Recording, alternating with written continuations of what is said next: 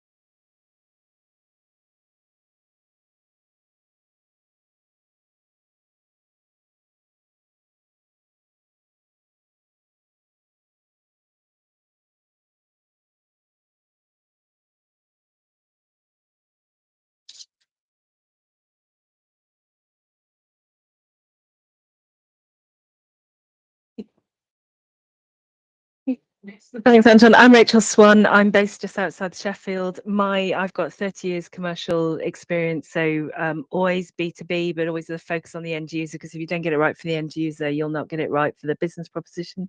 I help mainly tech and SaaS businesses, startups and scale up. So I call it sales with a smile. Essentially, it's commercial growth. It's anything from the go-to-market through to the actual filling the pipeline and converting. I hate the term account management. I think it's passive, so it's much more around client development, because it's the full sales cycle. And as I said, I only try and work with people that I like and make me smile. So a bit more detail in the chat. But thanks, excited about this. Hi, this is Andrew. I'm based in the East Midlands in the UK, so it's good to be on the call today. My focus is on pricing, value and selling. It's helping startup businesses, established businesses, range of sizes and sectors win more deals at higher prices, because without that higher price and higher margin coming into your business, you can't do all the great things that you want to do for your customers, for your employees, grow your business. All of that takes resources, and that has to come from pricing really well for your customers. Okay. Okay, good afternoon. My name's Michael Stewart. I started my life as a marketeer. Well, I started my life in finance, but then got involved as a marketeer 30 plus years ago. Last 15 years, I've been working as a freelance advisor to businesses. And my focus nowadays is really around the creation of business plans, but active business plans that can be used throughout the year rather than just spreadsheets, etc. And that rolls into the creation of a business culture and a high performing team in that way as well. So that's what I do. Hi all, I'm Matt Thomas. I've been working in growth marketing for about the last 15 years, primarily with tech startups from pre-seed to Series A. I've worked in both in-house roles and as a sort of freelance fractional growth lead. My start in marketing and growth was actually in SEO, so I come from sort of the data-driven side of marketing, and I've worked on all manner of different aspects of marketing for all manner of different startups, really. So for everything from SEO to performance marketing to a little bit of brand and others. So yeah, looking forward to hearing your questions.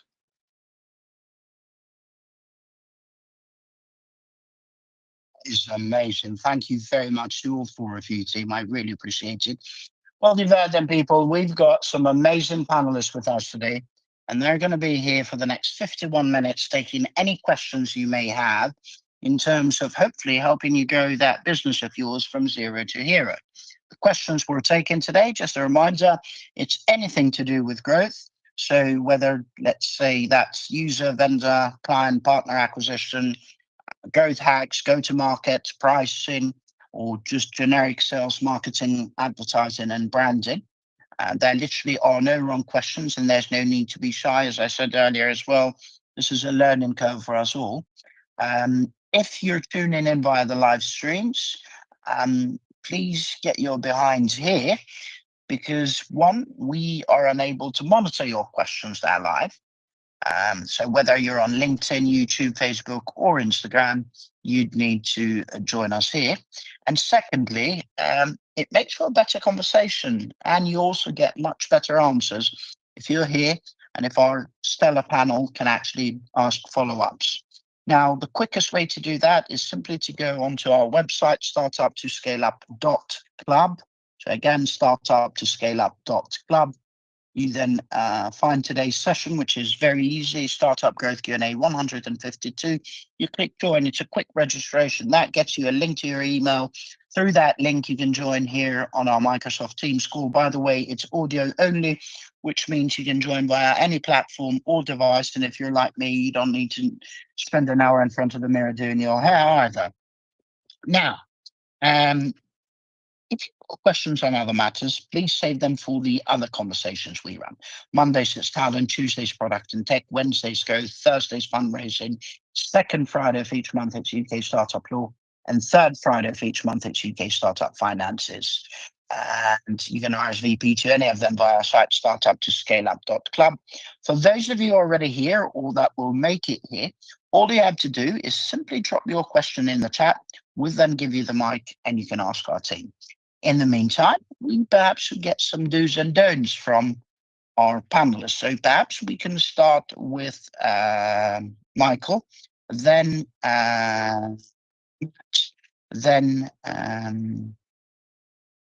we can go on to Rachel, and last but not least,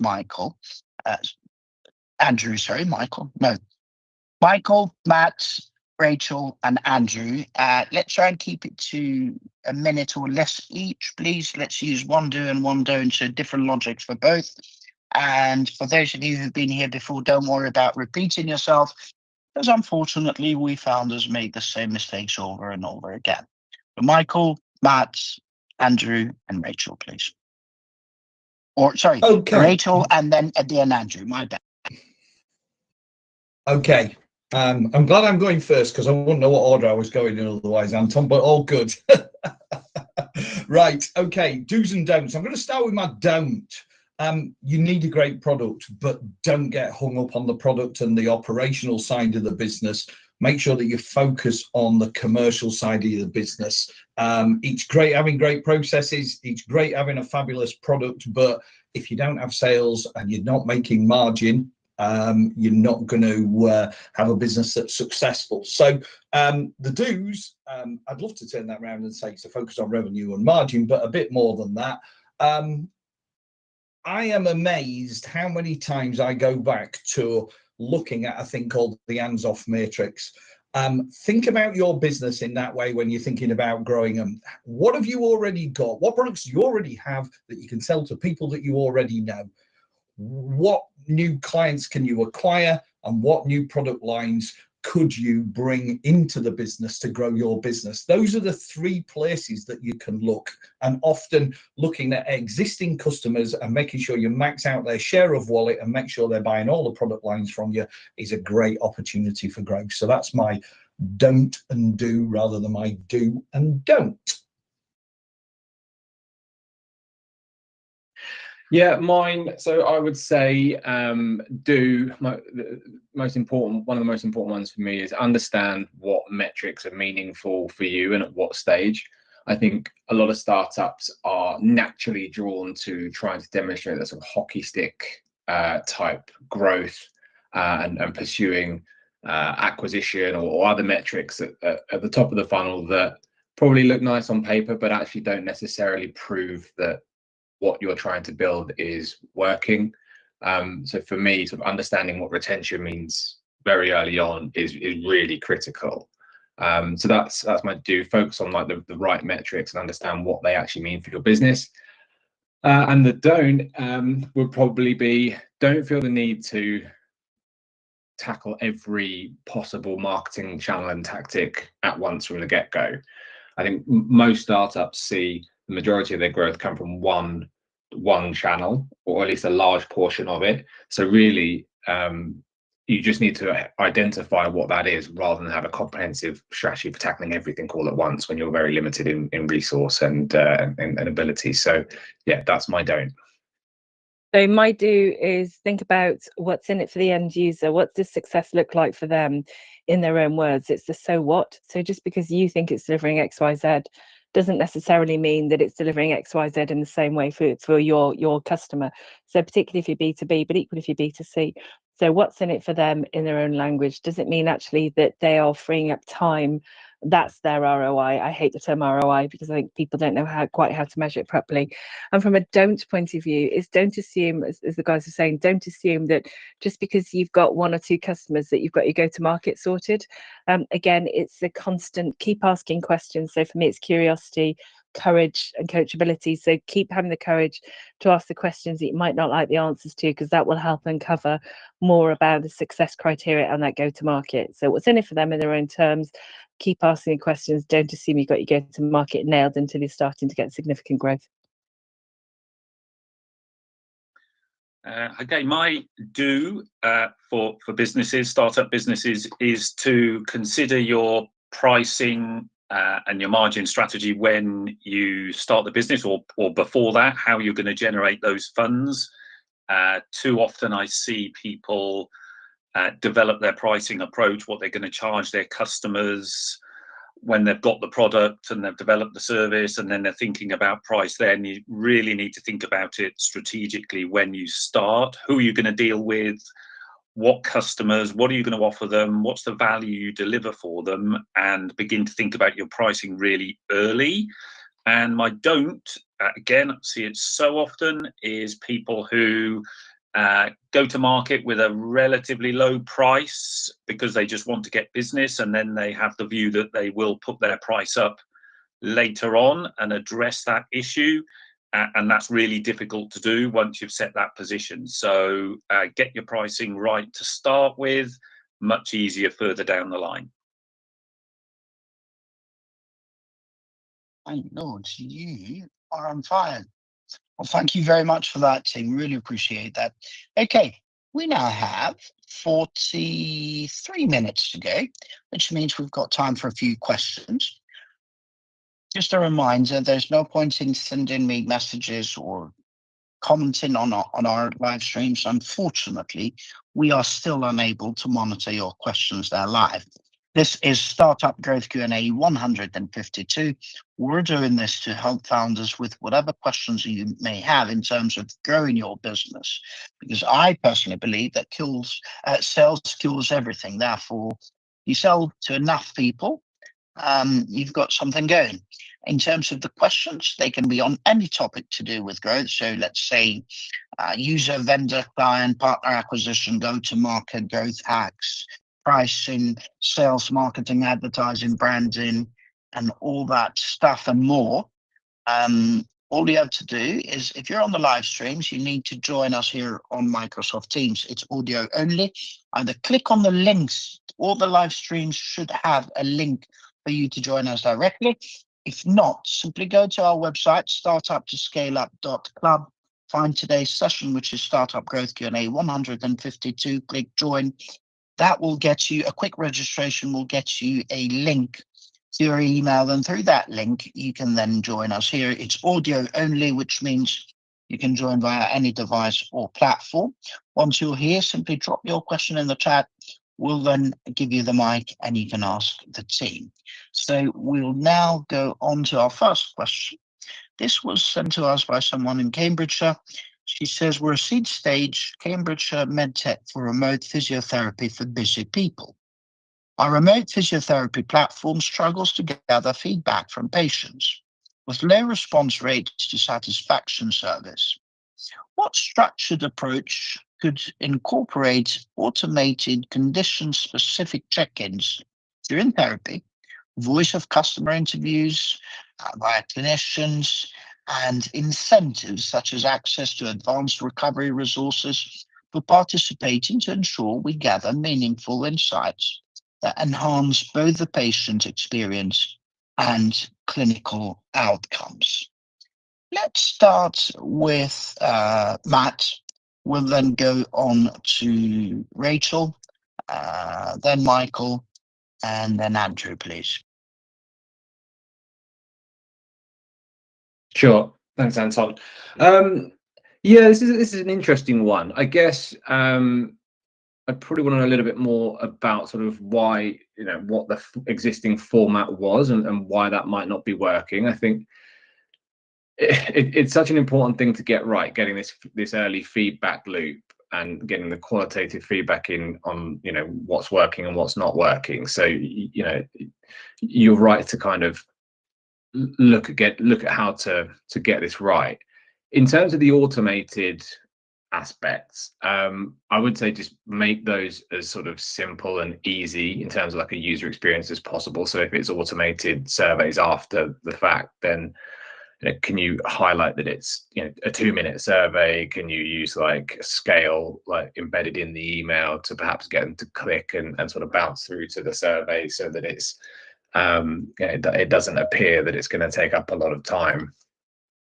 If it's check-ins during the therapy, I mean, I think just be upfront and ask. explain how important it is to helping sort of shape the future of the business and sort of really get them on board with, try and get your customers on board with, helping you to help them by improving. So I would try those two to start with. Failing that, I mean, it's a little bit tricky to get it right, and you've got to think about how you do it. But if you're really struggling to get feedback, just try calling people after, a couple of days later, once they've had time to sort of process it. I've done it before, and it's hard because you put people on the spot and they might not be willing to sort of give up that information. It can be a little bit awkward, but you've just got to be really sincere and honest about accepting whatever feedback is coming, and hope that they'll talk to you that way. But it's really important to get it right. Yeah, following on from that, I completely agree. Sorry, Anton, cut across. I completely agree. I was just about to say thank you. Go ahead, Rachel. Yeah, it's the human interaction, and I think also remembering what's in it for them to give you feedback. So there's nothing worse, you make a purchase on a random website, and then you get an email. Please tell us what. Please give us some feedback. Well, why should I? I've bought the product or I've bought the service, and you're going to ask me to do a Trustpilot review or something like this. I know that's a different analogy, but I get thousands of them. Why would I engage? So it's how is it? What am I going to get out of it? How is it helping me? If that's, and there's two motives often at play. One is altruism, and one is ego, and gamification is quite a good way around this. So and gamification could be entering a prize draw, or winning something, or earning points or something like that. But the human engagement, I think the human involvement is crucial. This is where AI could also be your tool in terms of automating the actual process. There's a range of things out there that you could do, but also think about the tools with which your customer, your patients are actually engaging. So is it, for example, that sending WhatsApp voice notes might be a way for them to engage, you sending it to them and them sending it back to you, but that human interaction, but ask them what would be in it for them to give you that feedback, I think would be my key points there.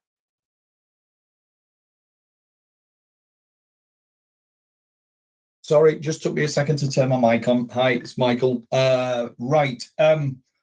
I've written down 3 words here. The first one was format. How do we make it easy for them to reply? Well done, Rachel. You picked that one up ahead of me there. The second one was the automation of this, and just trying to keep plugging away, because you're always going to get low response rates to these sorts of things. But the thing that gets people going is incentives, and we've always said that money talks.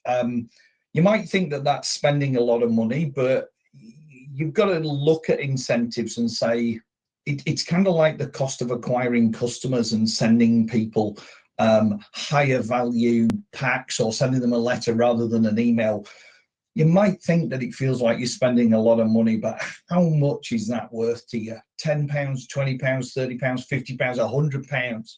How much is it worth to have a really good sit down with somebody for half an hour where you can have a proper conversation and really find out about the product? So I would look at the incentivization side of it and say, okay, let's be a bit braver. Let's have some real quality conversations, because if you don't offer any incentives, and so you ask for low value feedback, you're going to get a low value response, I would say, if they respond at all.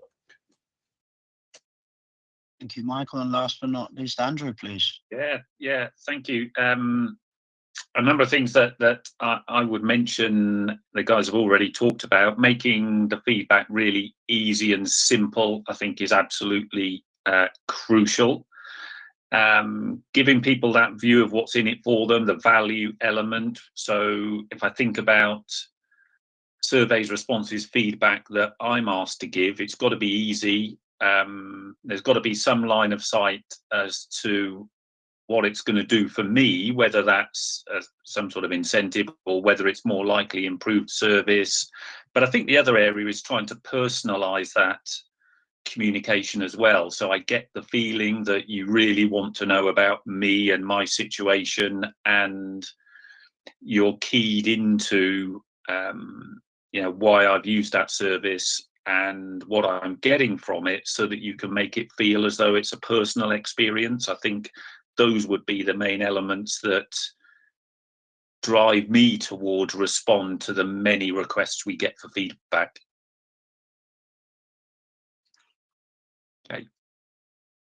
Thank you very much to all four of you.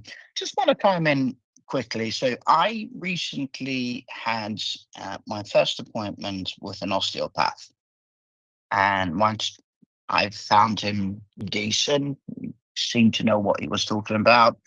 It's not like I was blown away either, but you know, I wasn't looking for a miracle, although it may feel like I need one. Getting an email straight away after I left to give them some feedback, and then since I didn't reply to that, I get in another one the day after. I just found it cringe for a couple of reasons. One, because I just thought, hang on a second, I've only had my first initial meeting. If I then start talking bad, then I'm not going to have the greatest experience. And two, I've only had one bleeding meeting. Leave me the hell alone.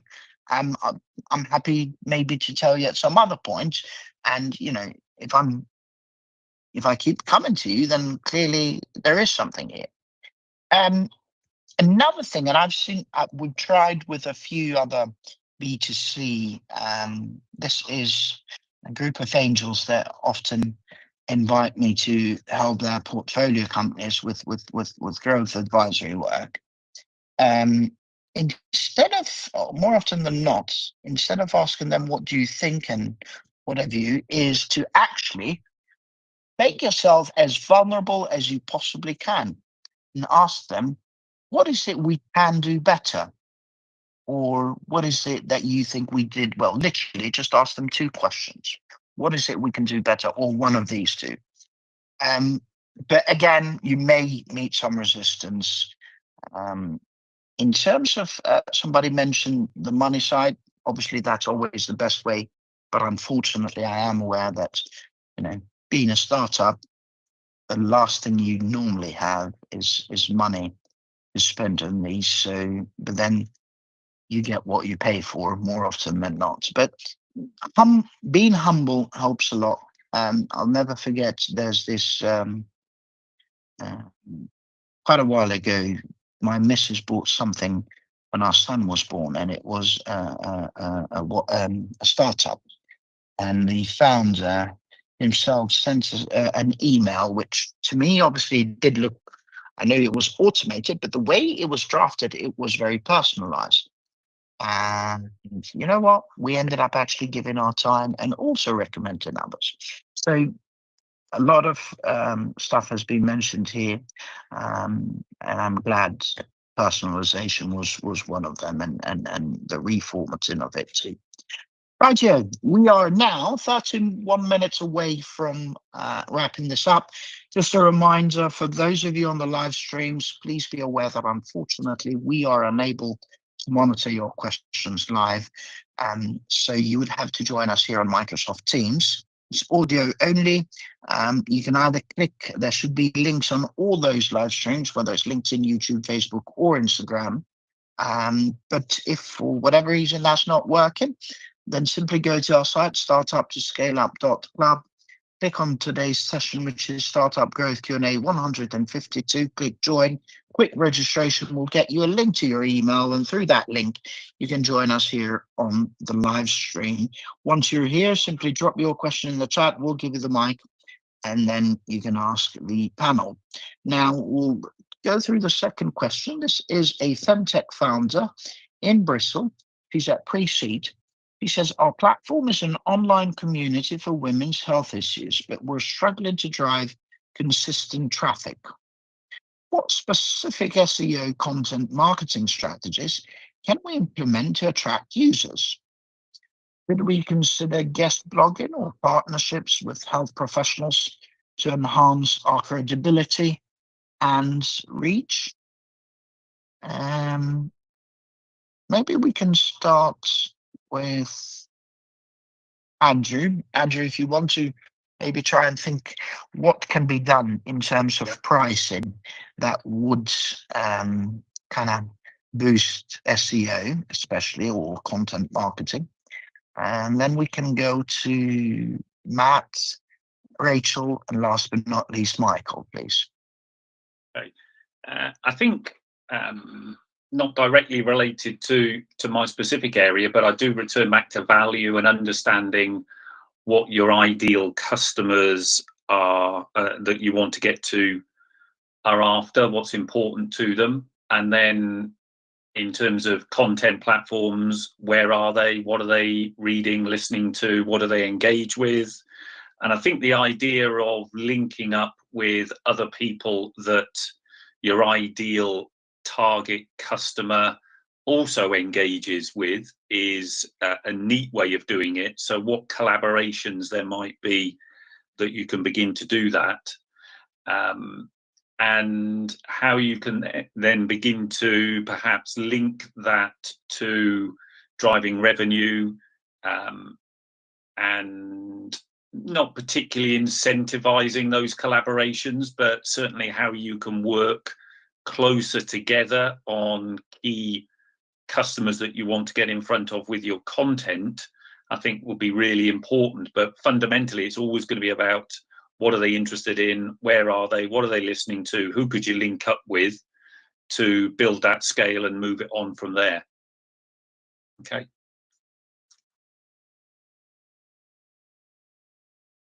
Yeah, great answer. The credibility aspect and linking up with, you know, individuals in your space that can talk about specific problems, I think is a great idea. And it's not just great because of the credibility they lend your brand, but also it's a great way to build backlinks. So if you can build those relationships, ask people to blog, to create content for your site, and then ask them to obviously link to it, share it. You can get social signals from them sharing it on their LinkedIn profile. Obviously, it's nice for them to be able to have those backlinks to their site as well. So sort of building those mutually beneficial relationships is really good.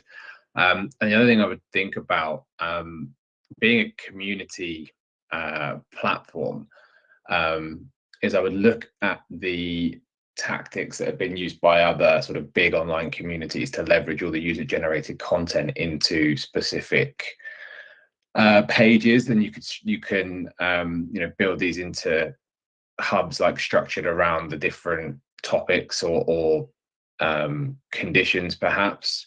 But yeah, leveraging that value created by the community. How do you get that index basically? How do you structure those pages? How do you build them into the sitemap? You know, what's the you know, the metadata on the individual pages, and how you automate all of that. So pulling it out of the product essentially and getting it published online without you having to manually intervene and do stuff. So that's where I would go. Yeah, and I think they're both really good. In fact, you've reminded me about something that I need to do. I think the other thing though as well is you've got a community. So again, use that community. So can you use them for referrals, endorsements? Some of the communities that I'm part of, both paid and unpaid, some of the biggest traffic is driven by additional members. So it's kind of almost refer a friend, but without necessarily the financial incentive, because it goes back to what's in it for them. Why would they join? Who are these people? So particularly if they're advocates themselves, and putting the community out there themselves, you know, that you've got a group of people, they're clearly engaged, so use them to kind of help you with some of the sales and the marketing. But certainly it's people who share the values, share the purpose, share the outcome. So partnerships and blogging, but also trying to get on podcasts as well. You know, we're inundated with podcasts, but actually we inundated because as a populace we listen to them. So are there podcasts that or vlogs that you could actually go onto as well that would help and get the message out there? And are there podcasts and vlogs that some of your community would be happy to kind of participate in? So yeah, use your assets essentially. Okay, so I suppose the last thing that I would say to you is use your database and make sure that you are promoting things of use through whatever communication channels, email, bringing people back to the platform again and again and again, and especially if you've got events that are on and you're trying to put live events on. So well? Do you flag up an event that's coming up 3 weeks in advance, 2 weeks in advance, a week in advance, etc., etc.? How do you build towards major pieces of content that you're creating? Because I would expect that you've probably got a content calendar, which is a blog post or an article or a video, etc. But creating some marquee events and then building people towards those, and making sure that you're doing refer a friend very well, that says thanks for registering. No, that says so much more than this. I was just about to say thanks for registering. Who else do you think might be interested in this? That's what everybody does as a simple thing. How do you take that to the next level? How do you use better language? How do you incentivize that? How do you, I don't know, you could do some free prize draw. If you refer somebody and they register, there's a free prize draw. Use digital to create some sort of metric mechanic to do that. That's the thing that I thought that I could add alongside what's already been mentioned, which is obviously very good stuff from my colleagues. Thank you very much, all four of you. The only thing I would add here is there's a lot of journalists out there who often seek stories. And the thing is, no matter how well you could do, more often than not, you, or I, for that matter, can hardly ever do better than traditional media in terms of traffic, because they've got the big bucks to spend. Therefore, looking out for, there's a couple of hashtags that are quite popular amongst journalists. One is called journal request, and for the life of me now, I can't think of the other one. But focus on journal requests and maybe do some research what the other one may be, and just search for those on various social media, because that could take you a long way. June, we are now 22 minutes to go, and just a quick reminder for those of you on the live streams, we can't monitor your questions live there. We're here on Microsoft Teams helping founders with whatever questions they have on growing your business from 0 to hero. In terms of growth, we're taking any questions you may have on that, whether that's user, vendor, client, partner acquisition, go-to-market, growth hacks, sales, marketing, advertising, branding, pricing, and all that stuff. If you do want to ask our team anything, please join us here on Microsoft Teams. It's audio only. You can either click on the links that you have on the live streams on LinkedIn, YouTube, Facebook, or Instagram, or simply go to our site, startup2scaleup.club. Through there, you then find today's session, which is Startup Growth Q&A 152. And then you go on to click join. Quick registration gets you a link to your email, and then you can join us here. Once you're here, simply drop your question in the chat on anything to do with growth. We'll then give you the mic and you can ask our team. By the way, if your questions are on other matters, please save them for the other conversations we run. Mondays, it's talent. Tuesdays, product and tech. Wednesdays, growth. Thursdays, fundraising. Second Friday of each month, it's UK Startup Law. And third Friday of each month, it's UK Startup Finances. They're all from 12 to 1 p.m. UK time. Now, we're going to go to our next question, but this time, I'm going to ask this question based on some help that I think we need for Startup to Scale Up Club. We're going to go first with Andrew, and then we'll go on to the others. So here's the situation. I started this on the 29th of March, 2021, mainly because of frustration and what was going on at the time with a lot of so-called thought leaders and gurus and coaches, and most of them charlatans, giving advice to startups. In our first session, we had 3 people in the audience and another person on the panel, so me and this lady. And the people in the audience were my missus and 2 of my friends. Since then, we've had about 280,000 people that have joined us. We've helped well over 2,000 founders. And so after the initial reason for being annoying, i.e. as to why I started it, second starting it because as a founder and co-founder myself numerous times, I soon realized that most of my failures were down to the fact that I didn't have access to the right advice at the right time that I could afford. And the more I spent time with the ecosystem, the more I found that other founders had the same challenge. So that was the second reason I continued. The third reason was because I found it fun and it was a good hobby. And it was also, I thought it'd be a good idea to be like a sales funnel. Eventually, it turned out to be a decent sales funnel. But it started getting to a point where it stopped me from doing business because I had to choose whether to have that Q&A or actually work with a client. So that last year, at some point, I decided to turn this into a business. And the idea was simple: to get sponsors, i.e., partnerships that would be sort of advertising sponsors.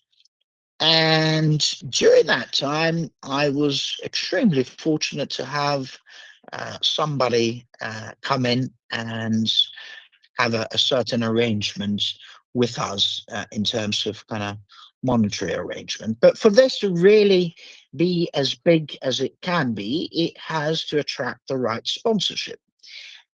So I've had some thoughts in terms of this, and spoken to only a handful of people. But I think I may have gone way too high on the pricing, although that has always been my view that, pricing, it's never really a problem. It's the value that you're adding. So what would you do? I'll tell you what my view was. So I started thinking that we're doing 19 events per month. Therefore, to have little sponsors that sponsor one day here and one day there, it's not going to help, and it creates a lot more work. This is the kind of stuff that you need companies that want to build a brand and understand the power of brand building instead. But rather than have that, I thought have people that will sponsor and become partners either for the entire year or maybe for 6 months and so on, which means the ticket will be much higher. But at the same time, this isn't the kind of pricing that you would have cost per meal, as it's called in the radio or media advertising world, i.e. cost per 1,000 listeners, because this isn't that. This isn't passive listeners. What would you do and how would you advise I go about it? Let's start with Andrew, and then I'm going to leave this open to whoever else wants to chime in. Andrew? Okay, interesting. I think it's an interesting place to be. I've done support, different sorts of support in small regional sort of business support organizations, startups that, people want to get their business off the ground, but they don't have a huge amount of funds. So I get the idea of helping people do that in a really cost-effective way. And getting sponsors to do that, or programs to people invest in that, I think is not an easy thing to do, because I think it's just a longer term revenue build and margin delivery. So I think that makes it a little bit more difficult to do. But one of the things that I think can work really well is thinking about what value you can deliver to different companies or organizations. And some of that might be, as you mentioned, a company sponsoring 1, 2, 3, a series of events around a specific subject that helps them with their reach. Or it could be larger organizations, as you say, who want to sponsor and get involved for a year, become a partner, whatever that might be. And it does lend itself to the idea of having different packages, different options for different types of people or different types of organizations, depending on what they're trying to achieve. And there's lots of people out there giving support to startup businesses, growing businesses that want to scale. So I think if you can think about different types of people you can collaborate with and offering them some different options in terms of collaboration, it can allow you, as long as it's efficient and it's effective and it works for you, gives you the option to talk to different people at different price points in different ways without necessarily having to decide on one particular approach. So you can be a lot more flexible while still being able to deliver what you want to coming into your business. Does that make sense? It does. Thank you very much, Andrew. Anyone else wants to chime in? I tell you what, we'll give an order just in case. So Rachel, Michael, and then Matt. If you have nothing to add, don't worry about it. Just say pass. Yeah, no, I was going to say, I think all that makes perfect sense. You kind of chosen pretty much talked about things I was going to suggest. I think also though, maybe be a bit more lateral in terms of who those people are that you're talking to, and you're in terms of asking for that support and advice and essentially sponsorship. It may not be something that immediately springs to mind, but actually somebody who's looking to get into startups, for example. So now I've said that, I'm trying to think of somebody, but not maybe your typical professional services, maybe somebody who builds MVPs for minimum viable products for tech, or people who are offering hosting packages or banking, that kind of thing. So maybe a bit more lateral in terms of the approach of people you're talking to. But yeah, I think it goes back to what's in it for that possible sponsor in terms of accessing the audience that you're bringing to the table, Anton. So what's in it for them? Why would they want to participate? And therefore, it's the value rather than the price. And that's the only bit I've got to add on that.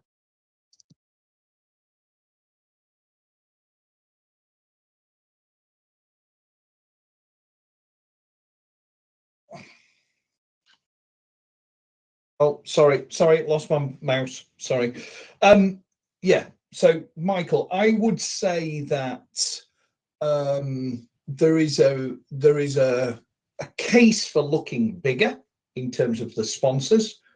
You've got to have a really clear case. I think I need to tell you, because I think you've spoken about this on previous ones where I've been on, Anton, but you've got to put a really good case about what they're going to get out of it.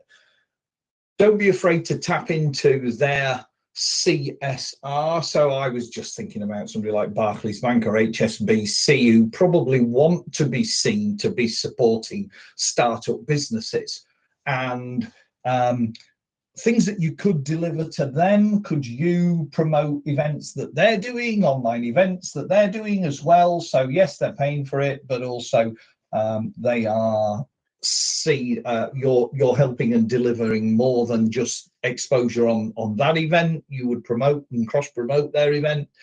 I think thinking less obvious, like Rachel has talked about, is a good idea. But again, you're kind of going smaller, but you're also going bigger. Who are the people that would really benefit, and whether that is hosting or some kind of ancillary service that could work, then yeah. So those would be my ideas. Thank you very much. Last but not least, Matt.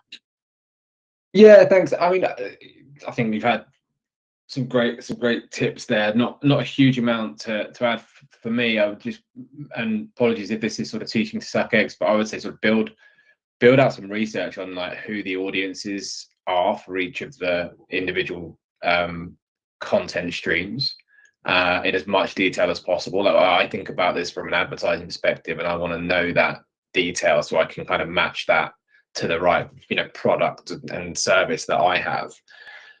So that's one thing. And then I would say, so to build on that last point, sort of thinking about who is the buyer, think also about like how do they attribute success. I think the example of like a development company that might build MVPs and prototype products, probably maybe much smaller business would be able to share like a discount code and actually track conversion, whereas the larger businesses that are tracking brand metrics are a little bit more tricky to get a handle on, and they probably have their own ways of measuring that. It's kind of how do you build your product so that it fits with their method of understanding success and attributing success. I hear. Well, here's something quite specific. So I initially thought of your usual sort of enterprise clients that would want to have an engaged startup audience. So your large banks that want to get startup clients, your cloud companies, your insurance companies, and so on. And then I just made a list of and legal companies. I made a list of some of the most active ones in the London startup ecosystem, and I offered them 3 packages. The largest one was 80K for an entire year, which would give them access, basically being the sponsor, the only sponsor in their own field. So I was only looking for a maximum of 3 to 5 sponsors. Each would be in a completely different background. So let's say one would be cloud, the other one would be legal, the other one would be banking. There would be no in-betweens there. And the largest package for a year would be 80K. When I spoke to some of the main ones, although I didn't get to speak to the very large ones, but to some of the main ones that are very active in the startup ecosystem, you know, some of these sort of up and coming cloud companies and a few others, you know, they end up paying £4,000 or £6,000 sometimes going to an actual in-person event. But this large sum just scared the living Jesus out of them. And they, from what I could tell, they just didn't have the bandwidth to actually justify that. So for me to do specific events, we wouldn't have the bandwidth on that.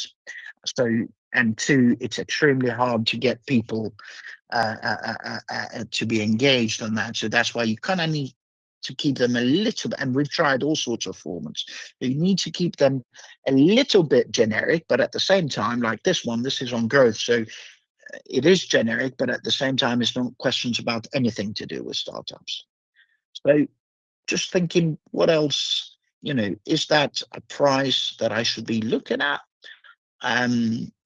Or sorry, can I make one thing that was just occurred to me as a consequence of what you've said there, Anton, something that just occurred to me, sorry, I wasn't near my microphone. Something that occurred to me as a consequence of what you said there, Anton, is that your best way of securing or finding out how to secure sponsorship is through a conversation. But in that conversation, ask loads of great questions, find out what they have and haven't got capability to sign off, and what sort of things they are looking for. Because if you can dig deeper into that, perhaps you can find a financial arrangement that works for them. So rather than you telling them what you... Does that make sense? That has all been done. No, okay, it totally good. doesn't. I've done that, but unfortunately, a lot of these suckers are just not big enough for me, and I'm not prepared. I'm not prepared to go down, because then if I do, then that creates way more work for us. Does that make sense? So, you know, I've been, whatever work I've done, whatever business I've done, I've always believed that I'm in some form of sales, because you always have to sell something. And in terms of that, I've been extremely fortunate to learn very early that whether it is £100 or £1 million, more often than not, it's almost the same cycle and the same hard work to get that sale. Now, yes, there are processes and stuff, I get that. But in general, it's as long as you can kind of outline the value and provide the value, it's almost the same hard work. So why on earth shall I go after something that sells for £100 when, you know, I can do that for £1 million? So that's always been my view. But unfortunately, that then limits the pool. So I'm just trying to think, am I doing this? Am I looking at it the right way so that I only kind of stick to the value that I believe this has and just wait for the right ones that can see the value in building a brand? Or, you know, is this doomed and do I just carry on with something else? Let's see what the pricing expert says. Andrew, what would you do? What's your view on this now with these specifics that I came up with? I think for me, I would, what's really interesting is the discussion about value and what because we've mentioned a few times, you know, the idea of what's in it for customers, clients. I think you're absolutely right in that, you know, it's selling something for 1 million is not a lot different than 100. So, and the process, you know, might be slightly more in-depth, complex, but it's a similar type of process. So why wouldn't you? The crux is always the value, or prefer, rather than value, what's the impact and the results the people that you want to sell to are going to get from working with you. And whatever we think of what we do and what it does and the value it adds, that is irrelevant if our potential customer doesn't see the same in the same way, measure it the same way, and we're not in the same place. And I think it's that piece of work around what are those organizations going to get? What do they want to get? How are they going to measure that? Because if the return is there for them, and it might be short, medium, long term, that depends on their perceptions. If that is there for them, they're going to be interested. And you know, a lot of issues that I see with businesses are, you know, we think about our product and service and how great it is. We need to get that across to our potential customers so that we're aligned with them. And I think if we do that and the value is there, then it's a more constructive conversation. It's about getting them to see the value. That's brilliant. No, thank you very much for one of the things I've struggled as well is that we are not a podcast, we are not a webinar, we are not an events company, and even the podcasts and stuff, it's hard unless I become a crook and call up or reach out to, I don't know, 20 VC, for example, or whatever, and pretend to be a potential client. It's hard to get the pricing. But you know what, this from all of you just reinforce the idea that it's not necessarily about the pricing, it's about getting them to see the value that I think that this has, and as simple as that. Sorry, can I think that's absolutely bang on. Get them to tell you though, what would they be, as the other guys have said, what would they be looking for from why do startups matter to them? What is it that they can bring to the table? And then as a tactic, I'm not sure necessarily you need to use exclusivity unless somebody's actually asked for it. And if they ask for it, that takes the ticket price much higher. But again, it's that, you know, only having one law firm or only having one bank, for example, I would actually question why you'd need to do that, because I think potentially you're limiting yourself. But that could be the tactic to get the higher ticket. But as I said, I think it's get them to tell you why startups are important to them, and then so that as everybody said, that deep questioning and the listening, and then right, okay, then I'll come back to you with a solution. Don't try and get the solution to them there and then, because it gives you another reason to talk to them and really kind of test that as well. Yeah. Thank you very much. Really appreciate that. We are now 1 minute away from wrapping this up. Have we got time to answer Carla's question, or do we need to rush? I can stay. Go for it.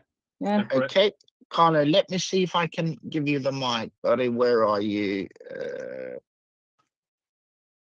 I don't know why, but for some reason I can't give Carlo the mic.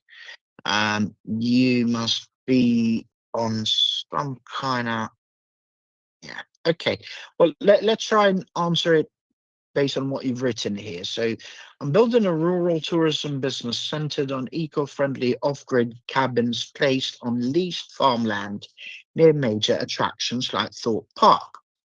What are the most effective ways to build strategic, mutually beneficial partnerships with landowners, especially farmers, to unlock access to land, reduce startup costs, and support long-term growth? Carlo, can you do two things in the meantime, please? One, drop your LinkedIn URL, and two, if you've got a link to either a website as to what you're doing or some, I don't know, social media profile or anything, if you have it. If not, don't worry, just your LinkedIn URL, please, in the chat.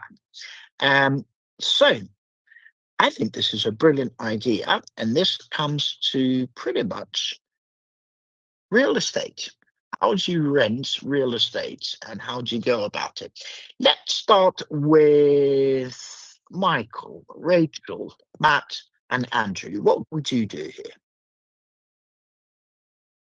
This is a very different kind of question. The thing that immediately occurs to me is some sort of revenue share model, but also getting them invested. So getting them invested in the project. I assume this is on the back of farmers looking to diversify away and to find other income streams. So I think positioning this as a regular and predictable income stream, but the thing that says at the bottom is that you need to unlock access to land, reduce startup costs, and support long-term growth. So reducing the startup costs is about not signing up to a lease when you've not got anything on the land, and but also about trying to limit what your outgoings are. And if you can make it a variable cost, well, then that could be something to look at. But I assume that you're doing something like that. So I haven't got anything revolutionary, but that would be my immediate thing. I'm just conscious of time, so I will pass the mic. I think, was it me next? So I think I would have a conversation, try and have a conversation with the farmers. So in particular, farmers are going through a bit of a tough time at the minute. I would find out from them what the challenges are and what would make their life easier. And then it may be then that you could go and approach third parties to actually bring them to the table to help the farmers, which makes you, this is just one idea, and makes you then look like the hero in their eyes, and they're much more open to have that conversation. But I'd get a couple of farmers engaged around a table, or probably in the pub in the first place, I think, and have a full and frank with them, and it's that active listening, and then go back to having the courage to ask the questions you may not necessarily want the answers to, but lots of deep open questions such as why, the how, the where, the whens, that kind of thing, what ifs. Thank you very much. I think it was Andrew and then Matt, wasn't it? I'd agree with Rachel and Michael. I think this is a conversation with the farmer, and it's a revenue generation conversation. And I guess farmers would want to raise revenue in the simplest way possible. So I think it could be, in a lot of cases, a really open door to have a go for. So yeah, just get in touch with them and have the conversation, I think, is the first thing. Thank you very much. And last but not least, Matt. Yeah, I love this idea and love all those answers. We had a farmer related question last week as well, so it is fascinatingly becoming a really interesting user group that needs a lot of exploration. So I would just add, preempt their objections. Like, what are their objections to could be to this kind of initiative? Is it do they want people on their land? What's the insurance implications for them? What happens if something goes wrong with the cabin? How do they deal? They don't want to have to deal with that. So really just how do you minimize disruption to their day-to-day and reassure them that way, and preempt that before you have those conversations, because it's probably going to come up. But yeah, sort of talk to the farmers. It sounds like a win-win if you get the model right. So go for it. Thank you very much. Colin, here's what I would do. I would sit down and make a list of 100 people that either work in farming related associations or organizations, and also some that used to work or still work, but ideally if they used to work, they might be now more open to talk to you, in a business that sold or did business with farmers. And I would try to find out a few things. One, what are the farmers' pain points? Two, how do they go about kind of making more money? And three, and this is the important bit, what are the seasons that farmers are most likely to have barren lands, that they're not using crops or anything like that? And I would start with those times, for you to then say, I don't know, just for argument's sake, between July and October, your land is barren. So how about we bring some of these cabins in your land during this time. Once you've done that, then you can use these people to perhaps introduce you to some farmers, or three, maybe think of some areas, because maybe, you know, farms in South Wales may be less likely to be open to you dropping your cabins than farmers in, let's say, East Anglia, right? So have a look and then reach out to the local communities, i.e. local authorities there, and try to find out. So it will take quite a bit of research. And last but not least, then you make a list of farmers in those areas. Once you've done all of this research, you've identified the areas, you've identified the seasons, you've identified the pain points. So you have a lot of ammunition. And once you start trying to talk to these farmers, get into a car and go actually to their farms, you will sound way cleverer and way better equipped to help them than if you just reach out to them today. I hope that helps, Carlo, and I've no idea why on earth am I not able to give you the mic. This is spooky. Right, we are now 7 minutes over the line, so my apologies to the amazing panelists who've helped me more than anybody else today. Obviously, thank you to all for tuning in, especially those of you that made it here onto our call on Microsoft Teams. Apologies to Vidanshu that we weren't able to take your question. If you've got time, panelists, I'd love some parting words.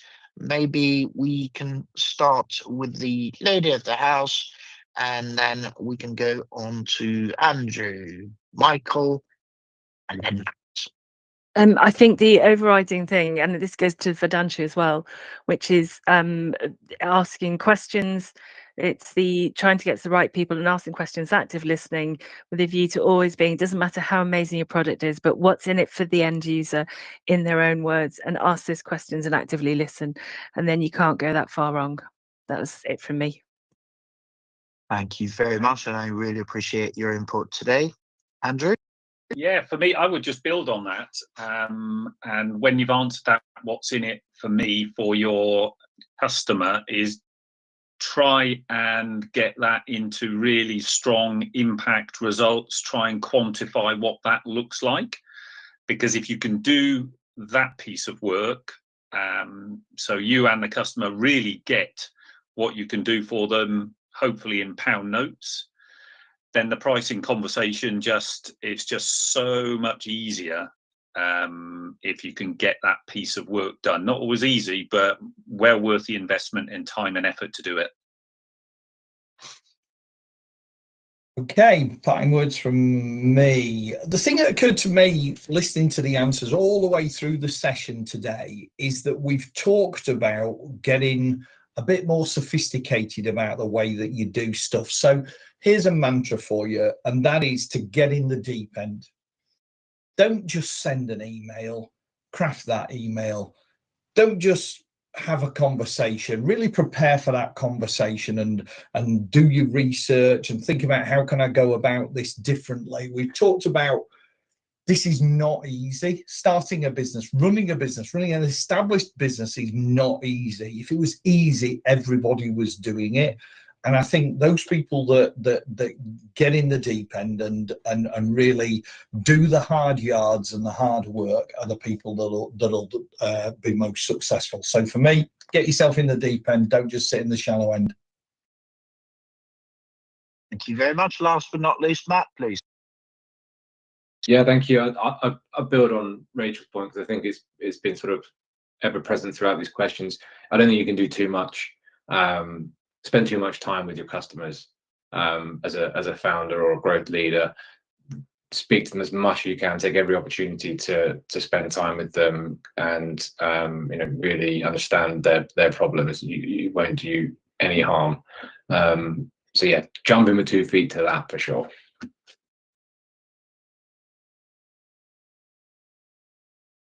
Thank you very much to all of you. I really appreciate your input today. I think all of you, if not most of you, this is your, all of you, it's your last session before we break for the summer. So I wish you the best of summers, and I hope you find time to unplug and recharge and spend time with your loved ones.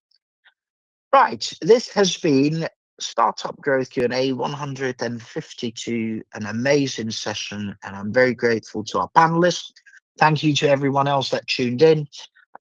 Just a quick reminder to all of you that tuned in via the live streams, whether that's LinkedIn, YouTube, Facebook, or Instagram, please be aware that unfortunately we are unable to monitor your questions. So if you've got any questions on growth, our last session for this side of the summer, it's next week, and you definitely want to join us here on Microsoft Teams. It's audio only, which means you can tune in via any site or platform or device.